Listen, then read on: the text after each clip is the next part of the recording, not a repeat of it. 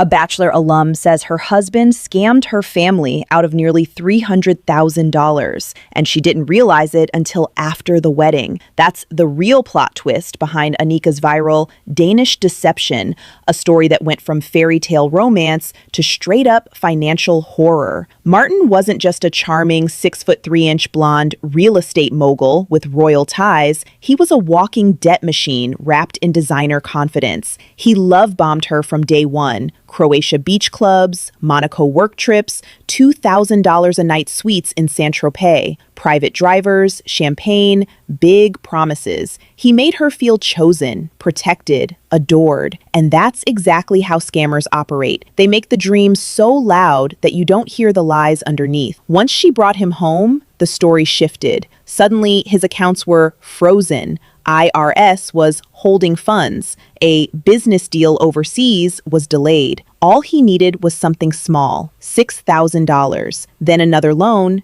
then another. And because she thought he was her future husband, she trusted him. Turns out he wasn't just borrowing from her. He hit her parents, her best friend's husband, even her little sister. One man managed to drain an entire circle of people, all while pretending he was about to buy a multi-million-dollar property. And here's the wildest part. She married him before discovering any of it. Only after the vows did she learn the truth. The decade-long gambling addiction, the trail of unpaid debts, the lies layered on lies until even he couldn't keep them straight.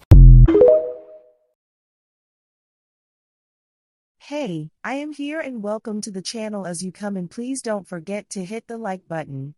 Thank you to all of the subscribers and anyone who continues to watch. So today we will be discussing the Danish deception situation that has been trending online. I wanted to discuss it simply because it is very much so reminding me of the Reesa Teesa situation.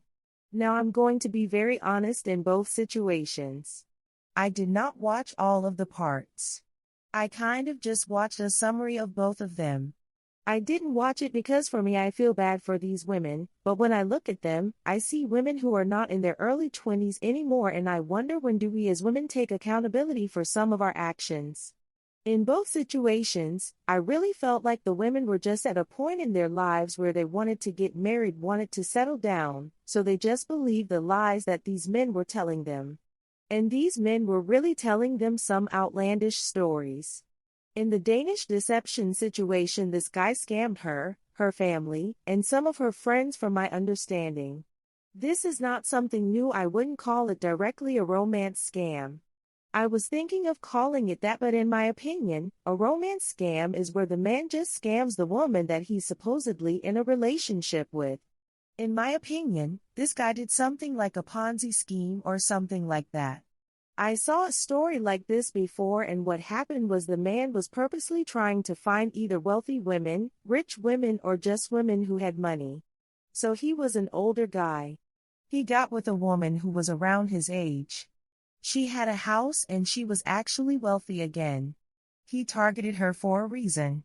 He knew that she was essentially desperate and lonely. He would say that he was starting businesses and he kept needing her to invest in him, but he also got her friends to invest as well, and he would tell them that they would get back their money plus interest once he started making the money back, and he assured them that he would make the money back and then some.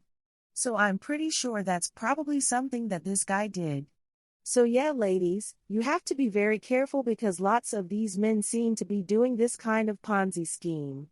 But what I really wanted to talk about is the fact that in the Danish deception situation, the woman is what I would call above average in looks and she's in shape. Remember that the majority of the level up femininity channels and so on tell you that in order for you to get a man of means, so a man with money, that you need to be in shape. Remember when women online were saying that the reason why Reesa Teesa got used is because she was fat and that men only target fat women to use for money and a place to stay? There are channels that still say that basically men look for bigger women to use, and women actually believe that. So we have two women that were used brutally by men. And both women look extremely different from each other, yet they still had the same outcome. So we see one woman is overweight and more average looking. The other woman is above average and looks and in shape. Yet the same thing happened to them. And I'm talking about this because so many young women hear the messages online from women on how men only use bigger women for a place to stay. They only use bigger women for money. That message is very dangerous because it will have women out here thinking that that's true. And I've seen online where women actually think that is true, which is sad. In the real world, I have heard some women say that, especially when I was very young in my early 20s, but it only took those women a few instances of dealing with men to understand that no matter what you look like, if a man is not a good man and he's looking to use you and you come off as desperate, he's going to use you. Now what Reesa, Teesa, and the lady from the Danish deception had in common is that they both seemed very desperate. No man that has money is going to ask you, your family, and your friends for large amounts of money.